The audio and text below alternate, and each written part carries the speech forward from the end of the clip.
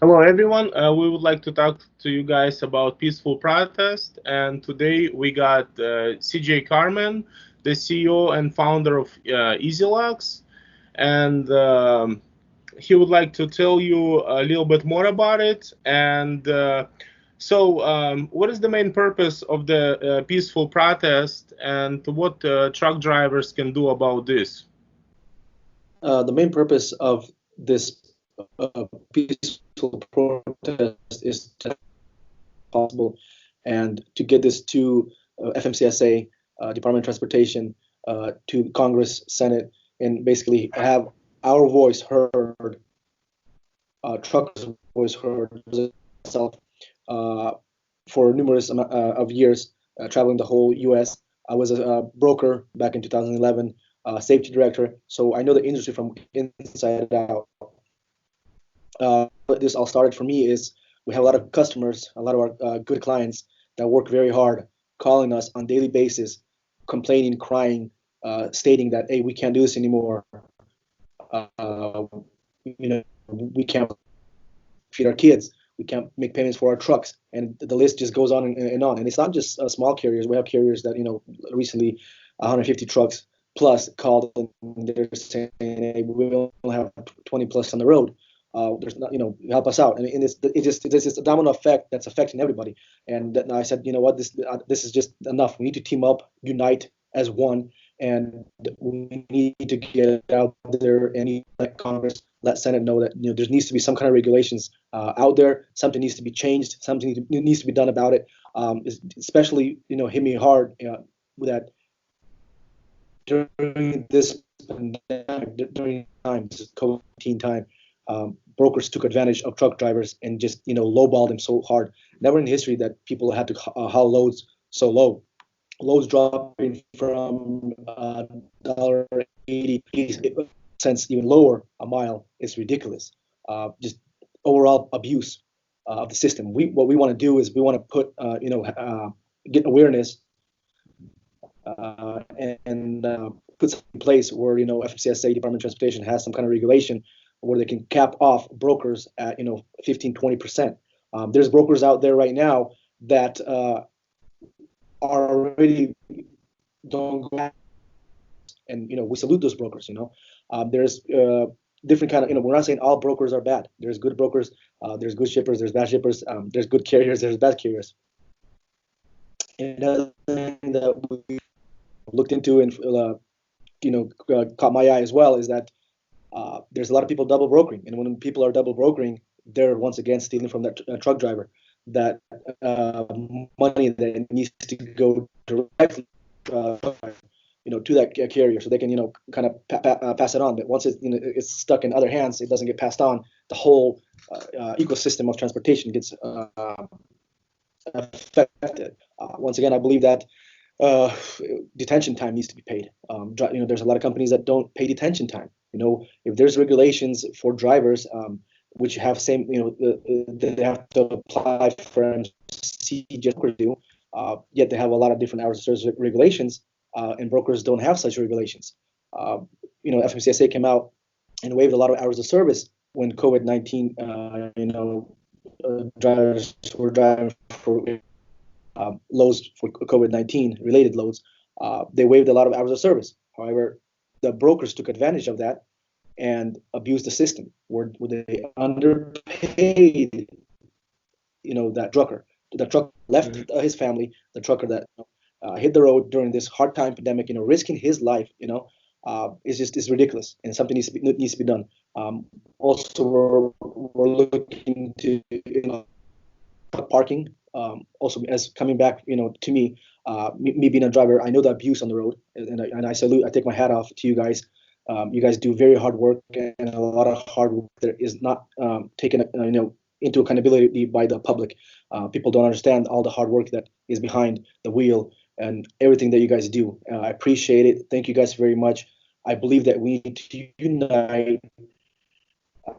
It says that a lot of these carriers and shippers, they need to start having a bathroom, a restroom where the driver can go in and do whatever he needs to do.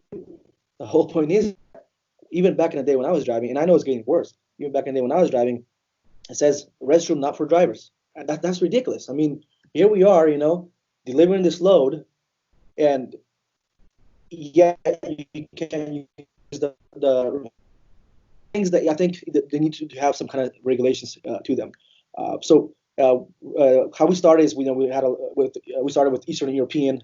We did an article, and then kind of I see that a lot of different associations or groups that are also doing similar things, and we're more than happy to unite with them as long as we have the same agenda or going forward, which seems to do, where we want to present our case in front of the government, in front of Senate, Congress, and kind of move it forward, get their attention. So we organize a peaceful protest permit in Washington D.C. We're going to be there on the Friday, May 1st.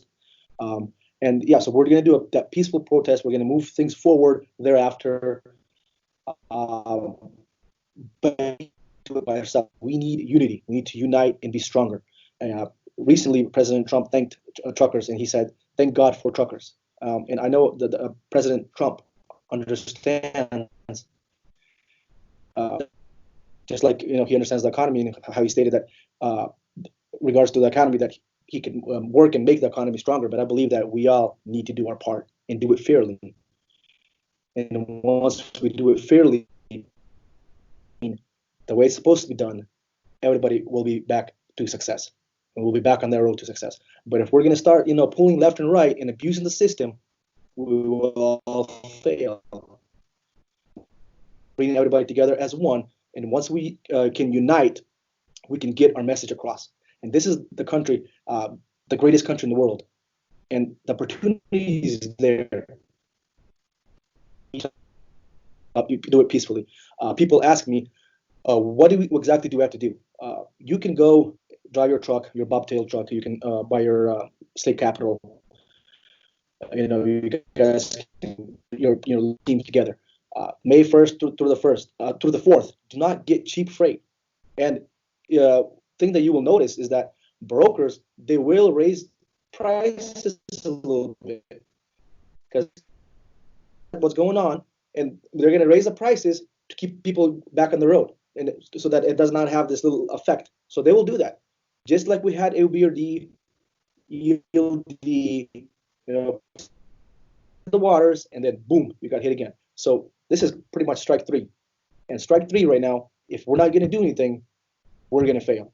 And once we fail, the small business operators, they will get hit hard. We've seen that, a lot of big companies profited during this time. A lot of big companies, I'm not going to bring names up, but they profited in big margin. Statistically, it will come out, and we will see that. So for me, understanding the truck driver, the person that's sitting behind the wheel and doing the hard work, I believe that needs to make, that bigger margin. I believe that's the person that is risking his life, leaving his family, loved ones behind.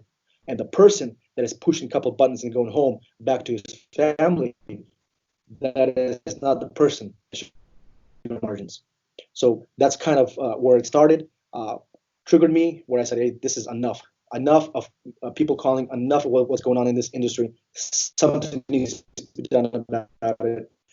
That's why I was to East, and now we're getting traction all over, and we're more than welcome to team up with other groups as long as they have same agenda and they're following the rules of CDC has in place. We don't want anybody to breaking rules. If you want to protest and you can afford to stay home, stay home. The 1st to the 4th, and that will be more than enough for you to make your statement. Thereafter, of course, we'll have traction, within the government, and the government will hear us because I'm planning to stay till Monday, and I'm planning to go out and meet with the simple, which will be taken higher up from there on. All right.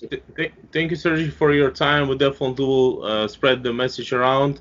May God bless you as well. Thank you for doing everything for us truck drivers. And thank you. Yeah, just keep in mind, you guys. I mean, we can do it if we all team up. We're not here to divide, our. We're not here to, negotiate or push anything else forward. Let's just unite as truckers, for truckers, and be that one big family that we're supposed to be, and bring the should have been a long time ago.